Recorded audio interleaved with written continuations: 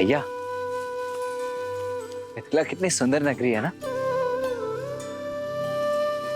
और आपको तो कुछ अधिक ही सुंदर लग रही होगी जब से स्वयंवर हुआ है तब से। अंतर है लक्ष्मण। पहले मिथिला मेरे लिए नगर था, पर अब घर हो गया है।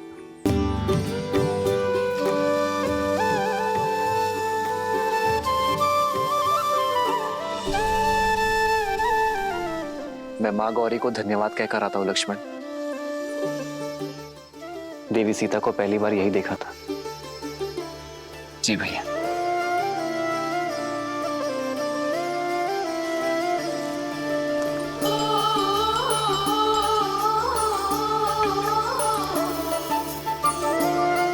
माँ, आपने जो मुझे दिया वो मेरे लिए सर्वश्रेष्ठ था।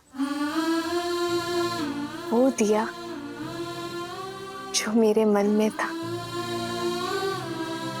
आपको मन से धन्यवाद करने आई हूँ माँ।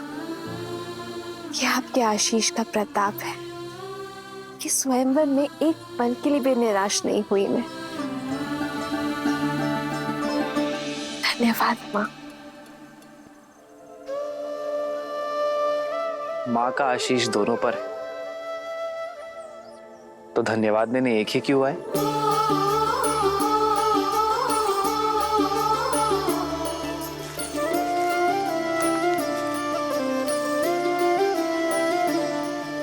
आपका धन्यवाद मां। आपके और महादेव के प्रताप से मुझे सीता जैसी जीवन संगिनी मिली।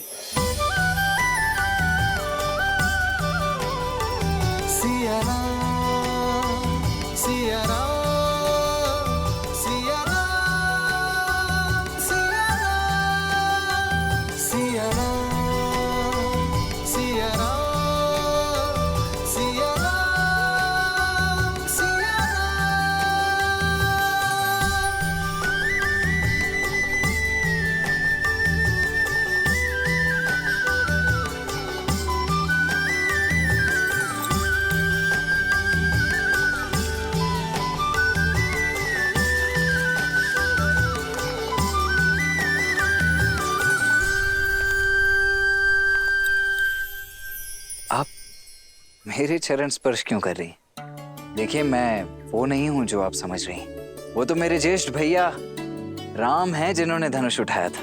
मैं तो उनका अनुज लक्ष्मण हूं। किसने कहा मैं आपके चरण स्पर्श कर रही हूँ? एक स्त्री केवल 3 लोगों के चरण स्पर्श करती है, अपने पिता के, अपने गुरु के और अपने पति के। और आप इनमें से कोई नहीं है, तो मैं आपके चरण क्यों स्पर्श करूंगी?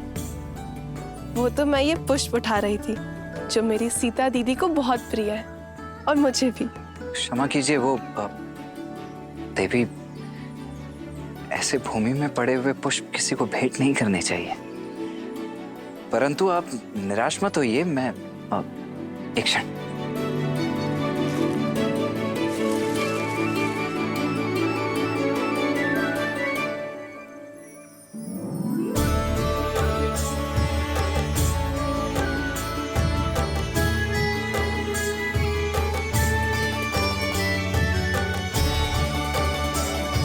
आपके लिए नहीं है, भाभी मां सीता के लिए।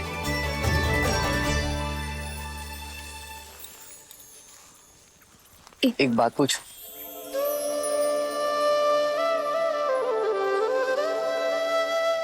पहले आप।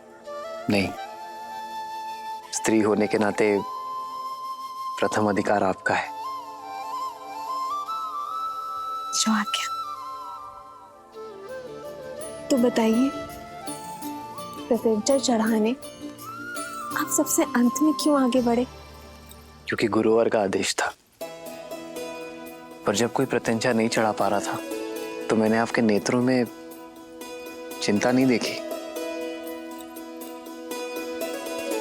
क्योंकि माँ गौरी का आशीर्वाद था कि मुझे मेरे मन के ही स्वामी मिलेंगे। वरमाला के समय आपके नेत्रों में एक भाव था। जैसे आप जानती थी कि वरन हमारा ही होगा। क्योंकि आपकी विनम्रता और करुणा का संदेश आपकी मिथिला आने से पूर्व महादेव का संकेत बनकर पहुंच चुका था। यदि गुरुवर हमें मिथिला ना लेकर आते तो लाना पड़ता, क्योंकि भले ही वो ब्रह्म ऋषि है, पर महादेव के चयन और गौरी माँ के आशीर्वाद के आदेश के परे नहीं। बिना मुझे जाने मुझ पे इतना विश्वास? भूमि से उपजूं आर्य, एक झलक से समझ जाती हूँ कि किसके हृदय की भूमि में विश्वास का पौधा उपजेगा। महाबली लंकेश ने जब प्रयास किया था उस समय भी भय नहीं लगा आपको? नहीं, क्योंकि 8 वर्ष की आयु में मैंने वो धनुष उठा लिया था। भली भांति जानती थी कि उस धनुष को कोई बाहुबल से नहीं उठा सकता, पर उस राक्षस की आंखों में मैंने अपमान की लज्जा देखी, हार की खींच देखी। उसकी आंखों में मैंने अपने लिए एक कुलसित चाह देखी। क्या देवी उससे चिंतित है? अब नहीं, क्योंकि आप मेरे साथ हैं। विश्वास है कि जब तक आप मेरे साथ हैं, कोई मेरा अनिष्ट नहीं कर सकता। आपका ये विश्वास इस राम को और दृढ़ बना रहा है देवी। मैं धन्य हुआ कि मुझे जीवन संगिनी नहीं, जीवन दर्शिनी मिली है।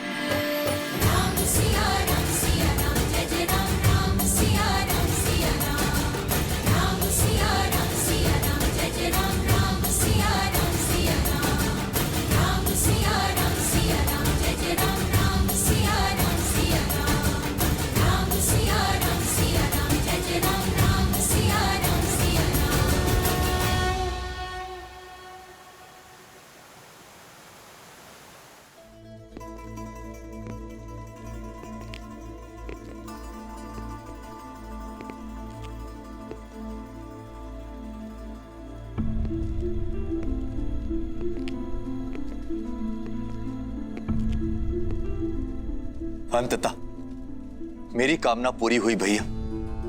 भगवान विष्णु की कृपा से आप सद्मार्ग की ओर बढ़ रहे हैं। अपने पापों के प्रायश्चित के लिए आपने जो संन्यास का निर्णय लिया है वो अति उत्तम है भैया।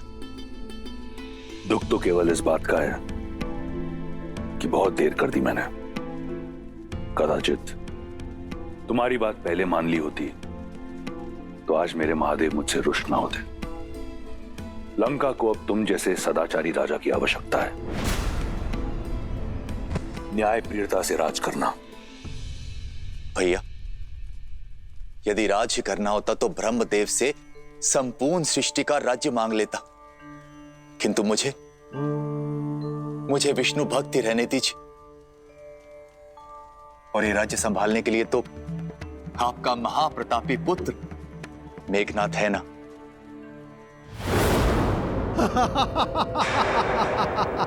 अद्भुत लग रहा है। लंका में विदूषकों की सभा हो रही है।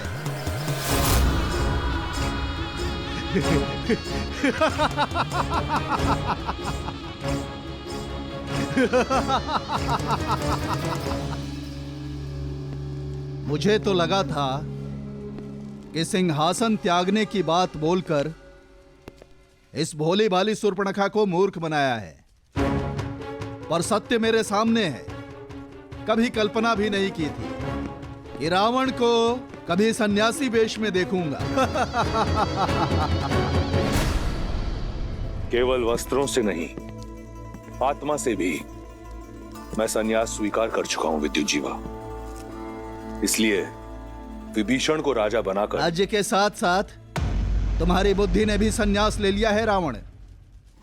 ये विष्णु भक्त केवल विष्णु के गुणों का गायन कर सकते हैं, राज्य संचालन नहीं।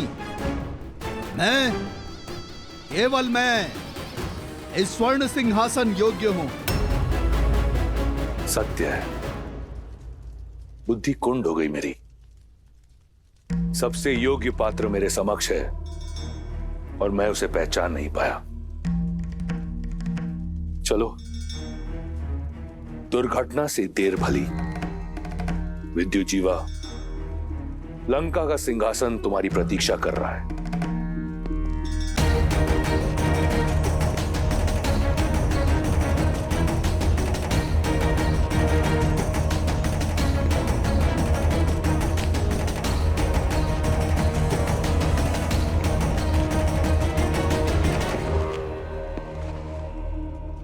तुम मेरे साथ छल तो नहीं कर रहे ना रावण? एक सन्यासी पर ऐसा लांछन मेरे बहनोई।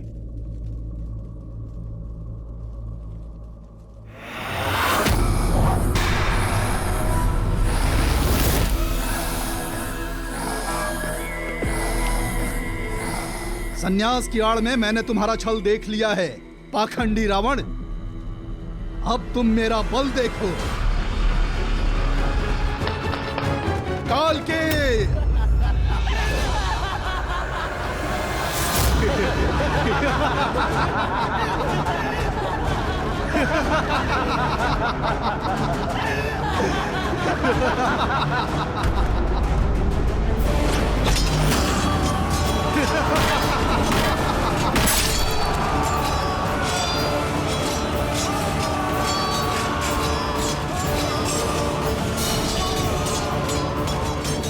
बंदी बना लो इसे। हमारे व्यू में फंस गया है ये दशानन। लंका मेरी, व्यू मेरा, फंसे तुम सब हो विद्युजीवा। शनि जिसके चरणों का दास, उसका सिंहासन पाने की आस असंभव है विद्युजीवा। आज लंका की स्वर्ण आभा में तुम सबके रक्त की लाली की आभा होगी। हर हर महादेव।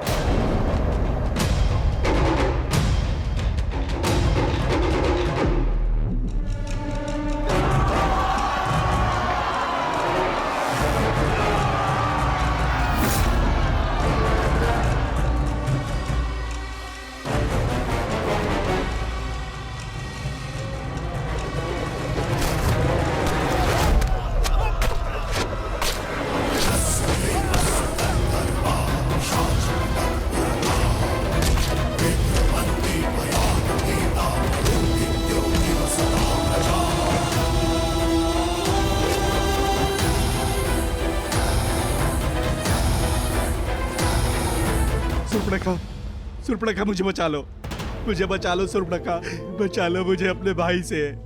मैं तुम्हारा पति हूँ, तुम्हारे पुत्र का पिता हूँ। दया करो सुर्पणखा, दया करो। दशानन, मुझे क्षमा करो। रावण के शब्दकोश में द से दमन और दंड है, दया नहीं।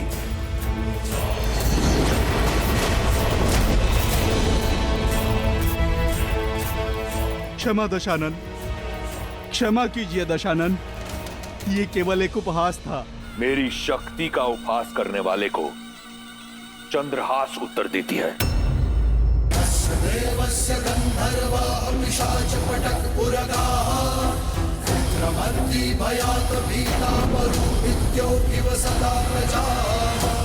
लंकेश, नहीं भैया।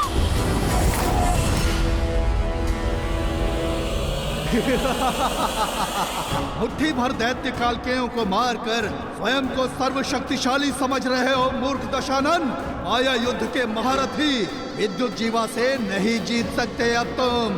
अपनी माया से जब चाहे पाताल लोक जाकर अनगिनत मायावी कालकेयों को ला सकता हूँ मैं।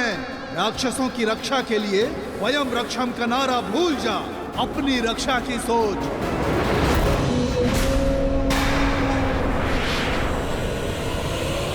भैया, दशानन, दशानन।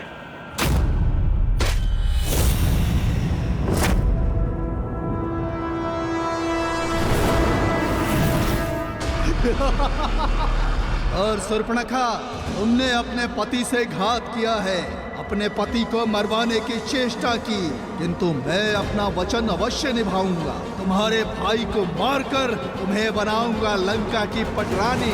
मैं चला पाताल लोक। पाताल में छुपो या रसातल में, तुम मुझसे बच नहीं पाओगे विद्युत जीवा। 10 लोगों के इस स्वामी का 11वां लक्ष्य होगा पाताल लोक।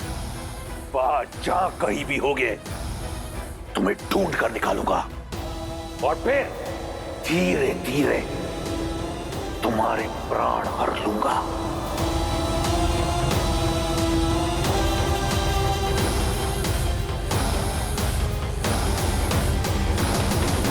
दूतों ने सूचना दी है लक्ष्मण,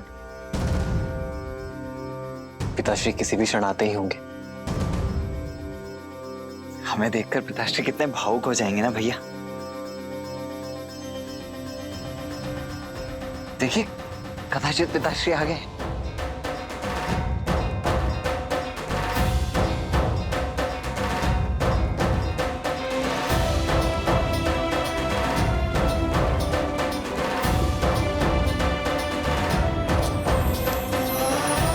भरत,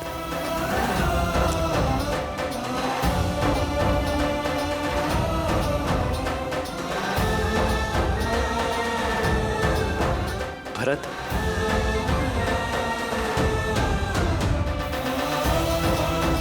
लक्ष्मण,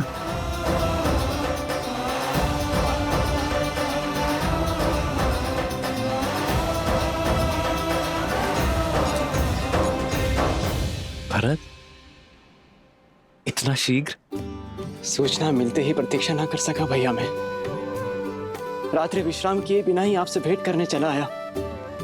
आप नहीं जानते भैया कि मेरा मन कितना गर्वित हुआ है ताड़का और मां अहिल्या की मोक्ष गाथाएं सुनकर। और अब अपने राम भैया के विवाह को देखकर हर्षित होऊंगा मैं।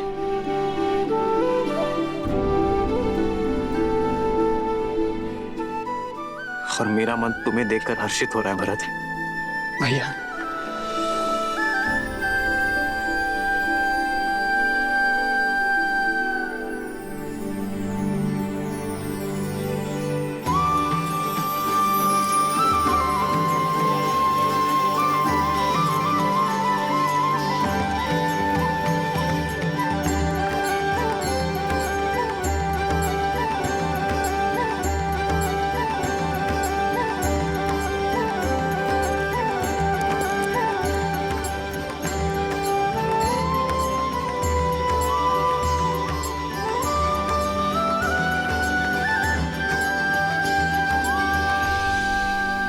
श्री राम और देवी सीता के विवाह की पावन बेला निकट आ गई है।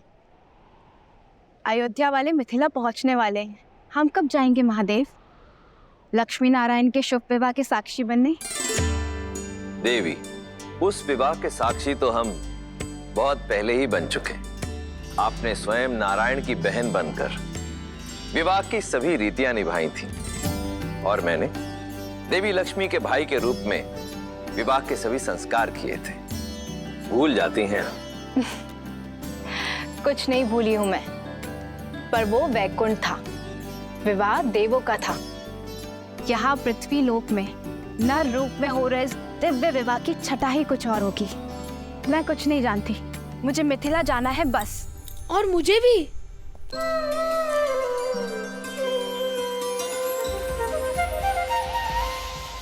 बड़े दिन हो गए, भरपेट स्वादिष्ट भोजन नहीं खाया। कैसी बात करते हो गणेश? हर पूजा अनुष्ठान में सबसे पहला भोग तुम्हें ही तो लगाया जाता है। उसे भोजन कहते हैं आप? मेरी दाल भी गीली नहीं होती उससे।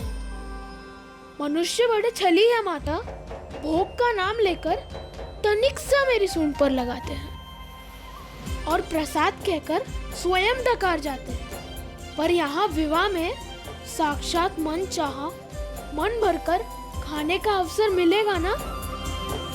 देवी, हमारे पुत्र का कथन सर्वथा उचित है। तो ठीक है, हम सब चलेंगे श्री राम और सीता के विवाह में, परंतु मनुष्य रूप में। हमें भी इस विवाह का साक्षी बनना है प्रभु।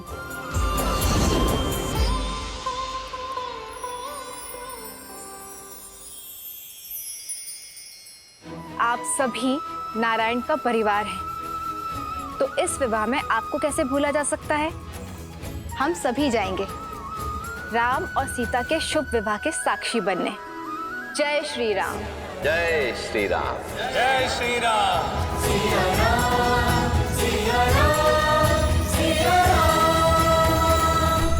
दशरथ नंदन श्री राम की, शिव धनुष भंजक श्री राम की, दशरथ नंदन श्री राम की जय। शिव धनुष भंजक श्री राम की जय। दशरथ नंदन श्री राम की, शिव धनुष भंजक श्री राम की, दशरथ नंदन श्री राम की जय। शिव धनुष भंजक। पिताश्री,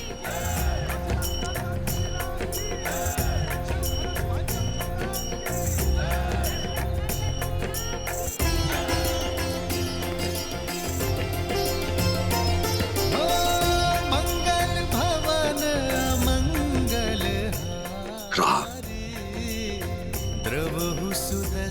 अयोध्या से जब विदा ली थी तो पुत्र तुम दशरथ नंदन थे, और आज तुमसे यहां भेंट हो रही है तो मैं राम का पिता हूं। इतने कम दिनों में मेरा पुत्र इतना बड़ा हो गया।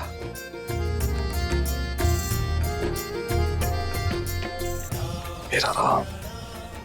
आपकी चरणों की धूल के स्पर्श से ही ये सामर्थ्य पा सका हूं पिताश्री। इनका स्पर्श मुझसे आप भी नहीं छीन सकते। रघुकुल रीत सदा चली आई, प्राण जाए पर वचन न पुत्र, तुम्हारा स्थान मेरे चरणों में नहीं, मेरे गले लग जाओ पुत्र।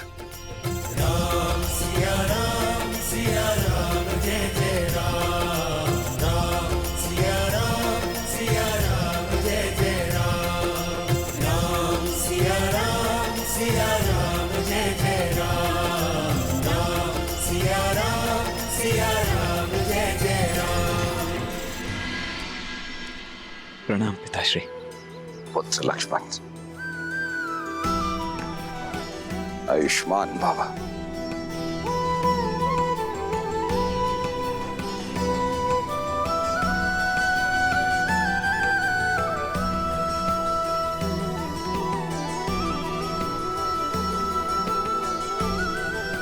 प्रणाम।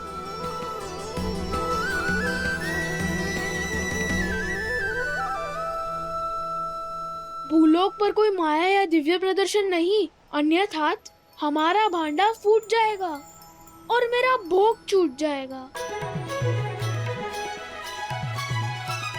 अब वेश परिवर्तन करें।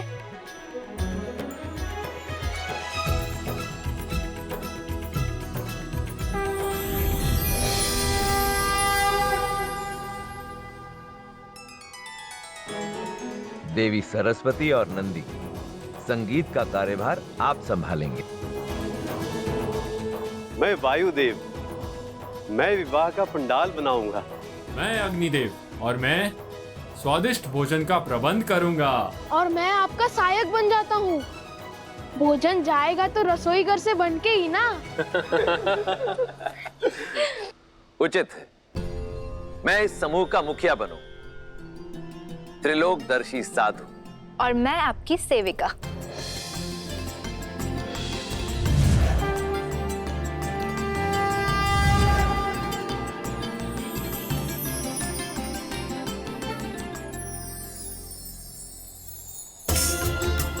चलिए, प्रस्थान करने का समय हो गया है।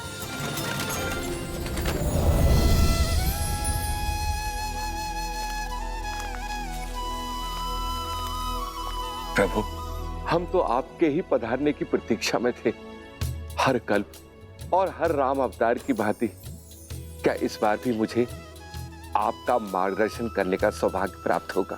काकभूषण दे, आपको यह प्रश्न पूछने की कोई आवश्यकता ही नहीं, क्योंकि जो स्वयं मेरे प्रभु श्री राम की कई जीवन लीलाओं का साक्षी बना, उनसे अच्छा मेरा मार्गदर्शन भला और कौन कर सकता है।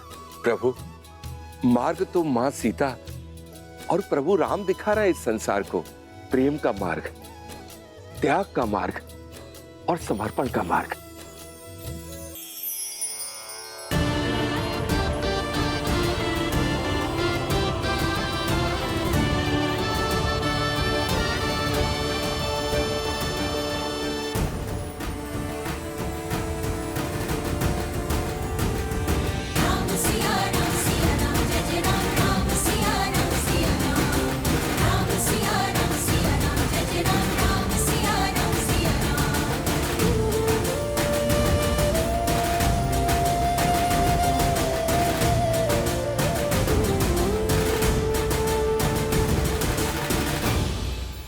अयोध्यापति महाराज दशरथ, यह है मेरी पुत्री सीता।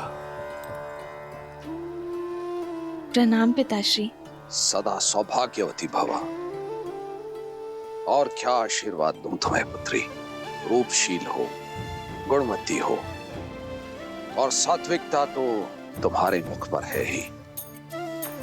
अपने तेज से अपनी अयोध्या को सदैव दमकाती रहना पुत्री।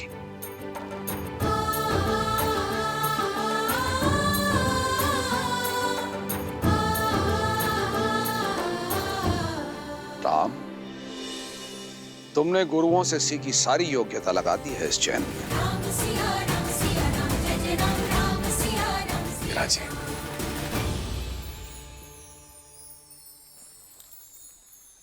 अयोध्यापति, अब मैं अपने परिवार से आपकी भेंट कराता हूं। सीता की माता से तो मिल ही चुके हैं आप। प्रणाम। ये मेरी छोटी पुत्री उर्मिला, ये मांडवी श्रुतकीर्ति। ये दोनों मेरे अनुज कुशाध्वज की पुत्रियां हैं।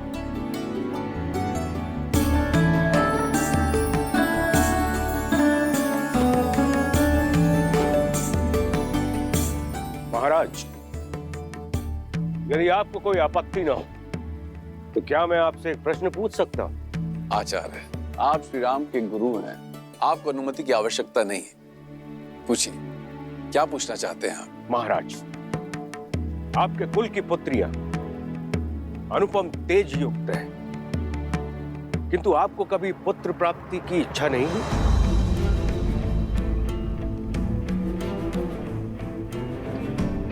या फिर कभी इस बात का भय नहीं सताया कि आपकी मृत्यु के बाद आपको तर्पण कौन देगा, या फिर आपके लिए स्वर्ग का मार्ग कौन बनाएगा?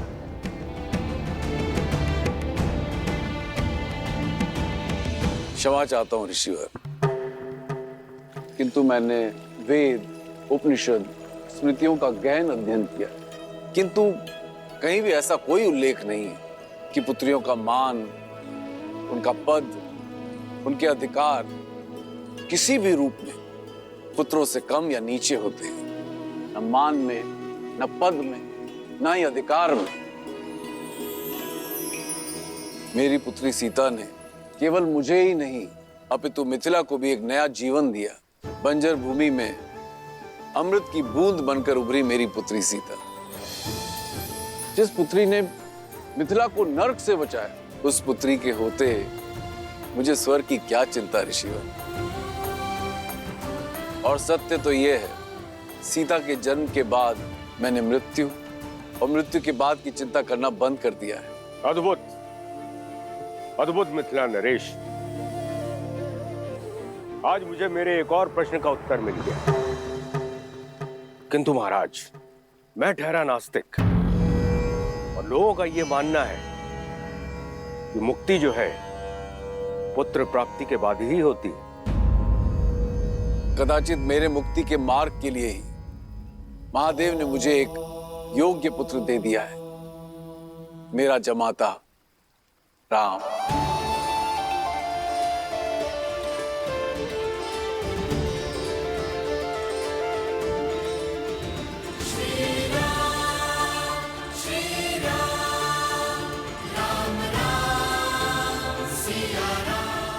उचित कहा राजर्षि जनक। विवाह संबंध वर वधु के बीच ही नहीं, दो परिवार के बीच जुड़ता है। राम अब आप ही का पुत्र है। हम सबके बीच भी यही चर्चा चल रही थी मिथिलेश, कि क्यों ना आपको कुछ और पुत्र सौंप दिए जाएं। मैं आपका तात्पर्य नहीं समझा ऋषिवर। आपकी 4 पुत्रियां हैं जनक, और अयोध्या के 4 राजकुमार। इससे सुंदर संजोग और संबंध नहीं हो सकता। लक्ष्मण और उर्मिला, भरत और मांडवी, शत्रुघ्न और श्रुत कीर्ति का मेल आयु और गुण के अनुसार उत्तम होगा।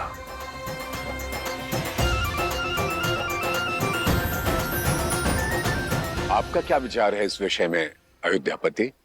ऋषिवर, इससे बड़ा सौभाग्य तो हो ही नहीं सकता, किंतु इसमें मिथिलापति का मत जानना भी अति आवश्यक है। मेरे कुल की 4 पुत्रियां सूर्य वंश के आंगन में जाएं, इससे बड़ा सौभाग्य मेरे लिए और क्या हो सकता है अयोध्यापति। मिथिला कुमारियों की अपने बहनों से बिछड़ने की चिंता भी समाप्त हो जाएगी, किंतु मिथिला में विवाह से पूर्व पुत्रियों का मन टटोलना अति आवश्यक होता है। अवश्य जनक, जिन्हें साथ रहना है उनका विचार जानना भी आवश्यक है। आप दोनों एकांत में अपनी संतानों से बात कर लीजिए। उचित है।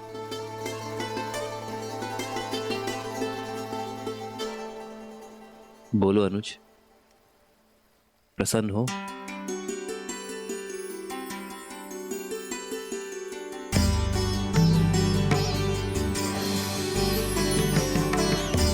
कोई शंका तो नहीं है उर्मिला? पूजा आपने की दीदी, और फल मुझे भी मिल गया। और वैसे भी महादेव और माता गौरी के निर्णय पर कैसी शंका? सीता दीदी की पूजा का फल केवल उर्मिला दीदी को क्यों मिलेगा? हमें भी तो मिलना चाहिए ना, क्यों मानवी दीदी? कितनी बार निवेदन करूंगा भाई, अयोध्या से संबंधी पधारे हैं। कुमारी जानकी के विवाह तक कोई भीतर नहीं जा सकता। आप लोग के भोजन का प्रबंध उधर उस पंडाल में किया गया है। भद्र, मैं भी तो कब से यही निवेदन कर रहा हूँ कि हम इसी शुभ विवाह के प्रबंध के लिए आए हैं। मैं आपको अपने दल का जब परिचय दूंगा ना, आप स्वयं समझ जाएंगे। इन दोनों को देखते हैं, ये दोनों संसार के सर्वश्रेष्ठ रसोइये, और ये नन्हा सा नटखट बालक इनका सहयोगी है। और ये जो पंडित जी हैं, ये तो इतने प्रकांड पंडित हैं कि इनके ज्ञान की तुलना आप स्वयं ब्रह्मा जी से कर सकते हैं। और ये देवी जी जो खड़ी हैं, ये अद्वितीय नृत्यांगना तो हैं ही, परंतु जब वाद्य यंत्र पर अपनी उंगलियां फेरती हैं तो ऐसा लगता है कि स्वयं देवी सरस्वती आ गई हो। और मैं हूं इस दल का मुखिया राम आसरे, और ये हैं मेरी सहयोगी। अब हम भीतर जाएं? आओ। रुको, ये मिथिला का राजमहल है और विवाह राजकुमारी जानकी का। महाराज ने सभी प्रबंध सज किए हुए हैं, आपकी कोई आवश्यकता नहीं है। और हाँ, भोजन करना है तो आप लोग उधर जा सकते हैं। भोजन नहीं, हमें तो प्रबंध देखने जाने दीजिए। जाओ।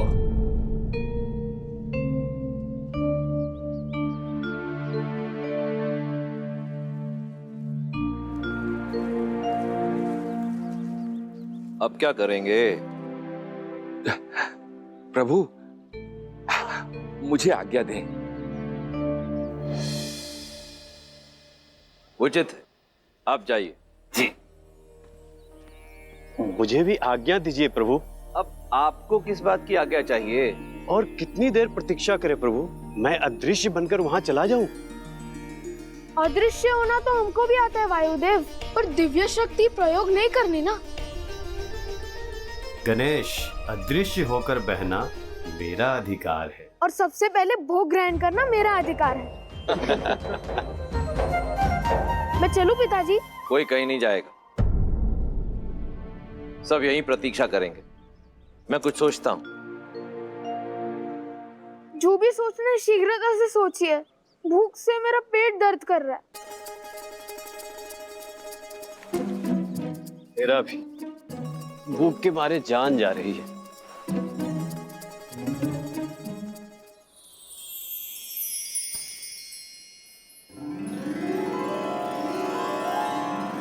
भूख से मुंह कुमला गया है पुत्र, ये लो खाओ। इस पे मेरा अधिकार। अरे तुम तो और भी ज्यादा भूखे लग रहे हो। लो ये पूरी टोकरी तुम ही रख लो। ये टोकरी का मैं क्या करूंगा माता, मुझे तो केवल ये रसीले फल चाहिए।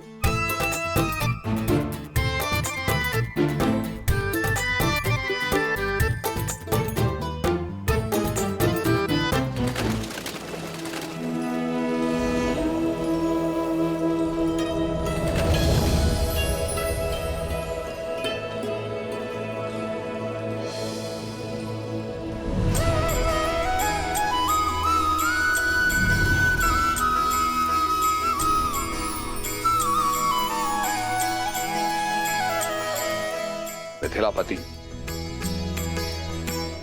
मेरे चारों पुत्र विवाह के लिए सज्ज हैं राजऋषि। मेरी पुत्रियां भी महाराज।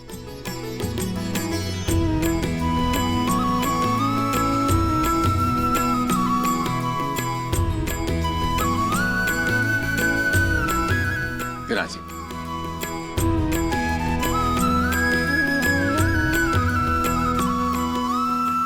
तो राजगुरु सतानंद, आज्ञा गुरु जी। तो विवाह की तिथि निकलवाई जाए। मैं शीघ्र अति शीघ्र संसार के इस पावन मंगल विवाह की तिथि निकालता हूं। रुको सदानंद।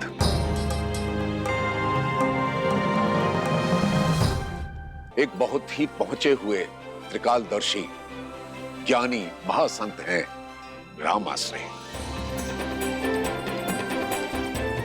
उनकी बताई तिथि में कण मात्र भी त्रुटि नहीं होती है। मेरे अनुरोध पर वे अपने समस्त शिष्यों के साथ यहां पधारे हुए हैं।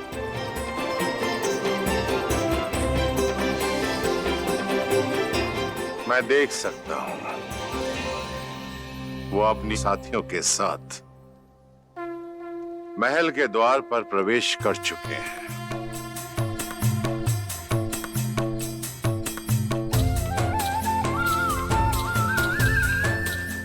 अद्भुत दृश्य है, अद्भुत। राम के विवाह की तिथि राम आश्रय निश्चित करेंगे। राम, जाओ जाकर उन्हें ससम्मान अंदर ले आओ। जी आचार्य।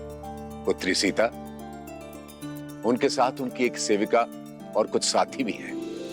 उनका तुम स्वागत करो, मंगलमय होगा। जो आगे।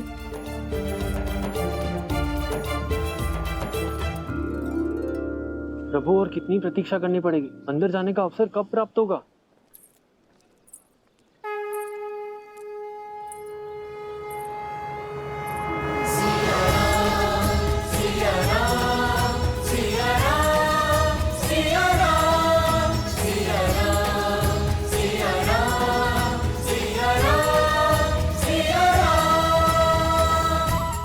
हम सबकी प्रतीक्षा समाप्त,